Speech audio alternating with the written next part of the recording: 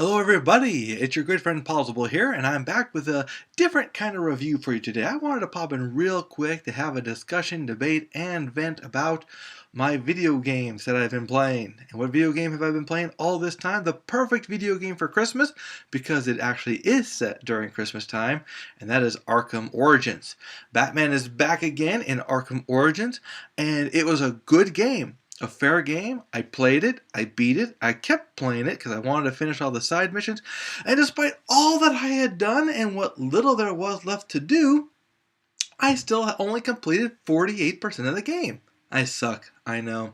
Anyway, when it comes to this game, I think the real reason is because there's four kind of names you can get: World's Greatest Detective, Predator of the Night, stuff like that. I only got 1 out of 4. So because I didn't finish all those other missions and everything, or all those other accomplishments, that's why I think I only got 40%.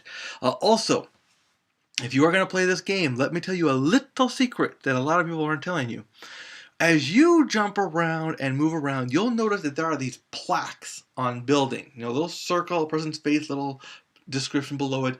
You really don't get to read it, but if you get into detective mode and you scan it, you'll discover a magazine article, and you'll also discover a whole other mission that's kind of hidden in the game. It's like an Easter egg within the game.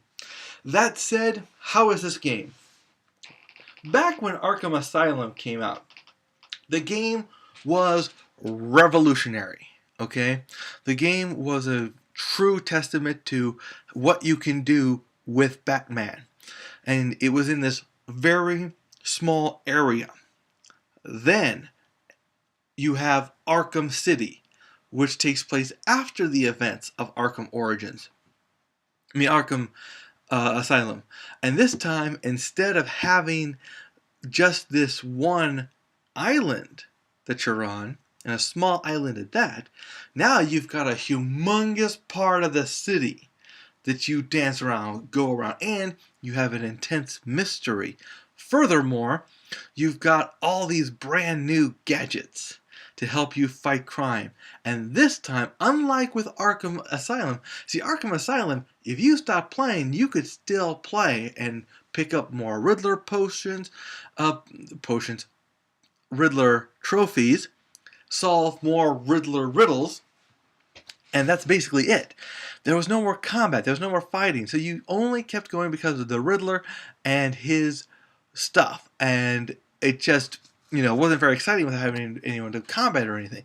Then you had Arkham City. Arkham City was much bigger, much longer, plus you get to play as Catwoman if you wanted. I think you had to download a special addition to her. I got it for free because I got the way I bought the game. But you had these two different stories, two different people, all these possibilities. Again, that was Arkham City. Now we come to Arkham Origins. Whereas you start with great and you get bigger, here you're going backwards. The first problem with Arkham Origins is that you have too many good gadgets still with you. You have gadgets that you're not discovering gadgets like you were in the first two. The gadgets are more standardized. Also, the gadgets, you got some really cool gadgets that you think you really would have kept along while you were, in the other two. Don't get me wrong, this is supposed to be a prequel. You're not supposed to know about this stuff, and for some reason Batman forgets about some of this stuff. Kind of makes you wonder. Also, things are bigger. Back in the first game, or second game, the jammer was this little handheld device, whereas the jammer this time is a big gun.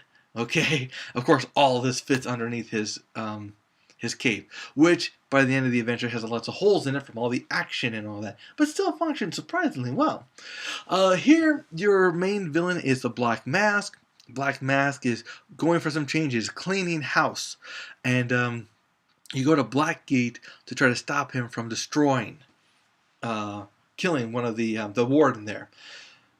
The thing is, you're supposed to get this idea that this is an origin story, and you get that because nobody really knows who the Batman is. Gordon is Captain Gordon, and that's pretty much, and there's no Joker yet. Okay, the Joker does show up in this game. They briefly discuss with you Joker's origin. And that was, in my opinion, kind of a disappointing part of it. I wanted more details. They gave me a tease, but they really didn't go full out, okay? This is a lot like Arkham City. Only now you're still a myth to people. Some people, when they see you, they think, oh my gosh, he really is real. And your story is trying to stop these villains from ruining Christmas and, killing a whole bunch of people and everything. Black Mass has hired assassins to come and get you. And those are your mini bosses, and sometimes they're your bosses. One of them, though, really easy. But once you do defeat him, let me tell you something. He gives you one of the best gadgets Batman ever has. If there's anything that they upped in this game, and they didn't up much, is that they upped the amount of villains that come at you at once. Sometimes you're fighting more villains in one aspect than you did in an entire section of the game and on the other games. But you have this awesome new gadget which helps you knock down people in a heartbeat, just like that. They'll still come up because you only just graze them, but you knock them down every time, and nobody's shield can defend against this gadget. A great gadget, a gadget you really should have had during Arkham Asylum and Arkham City. But apparently, for some reason, you don't have that gadget during those times. And that's the problem with prequels. You come up with these awesome ideas and you're thinking, well, why didn't they have that before? Well, before, it was the future, and they didn't know they were doing it because this is the future, but this is the past, but this is the past future, if that makes sense. Anyway, great game, but too familiar. That was my ultimate problem with this game. It was too known. There's too much of the, oh yeah, the same buttons do the same things, similar actions, and it just gets old. But the real problem I had is it's hard to fight some of these guys. You start off, Arkham City, you had people who were big and buff and dressed in like costumes. Here, everyone is just dressed in their overcoats. You see these guys hanging around on a rooftop. They're really not doing anything. You really have no reason to swoop down and beat these guys up, even though if you do swoop down, they'll start to beat you up. But it's like it's hard to attack these guys sometimes. And of course, the Riddlers, the Riddler thing didn't really end, in my opinion. I never got to the 100% of that. I wanted to see if there was more, but I just got bored with it, trying to solve the riddle things. You don't have riddle trophies anymore. You've got extortion packs, and basically if you get more Riddler extortion packs, you learn more about somebody. You get like a tape or something based on this person. Unfortunately, to be honest, it's just not very exciting. The story is good. The physics are there. The mechanics are there. This is a fine addition, but it's not an improvement. It's more of the same, and that's my highest complaint. Not complaint enough for me not to recommend this. This game definitely gets a play it. You got to enjoy it for the continuity. If you like the other two games, this is just more of the fun.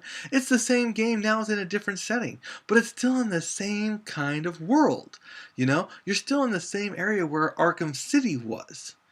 And they don't dig deep enough into Arkham Origins. The Arkham Origins come after the game. When it's done, you're not done playing. They have a whole mission for you for when you're done playing, but you also have a discussion as to why they went back to Arkham. A lot of this is explained, a lot of it's very good. Unfortunately, it was just too familiar, but I still enjoy it, and I think you will too. Alright guys, have a great day. We'll be seeing you later.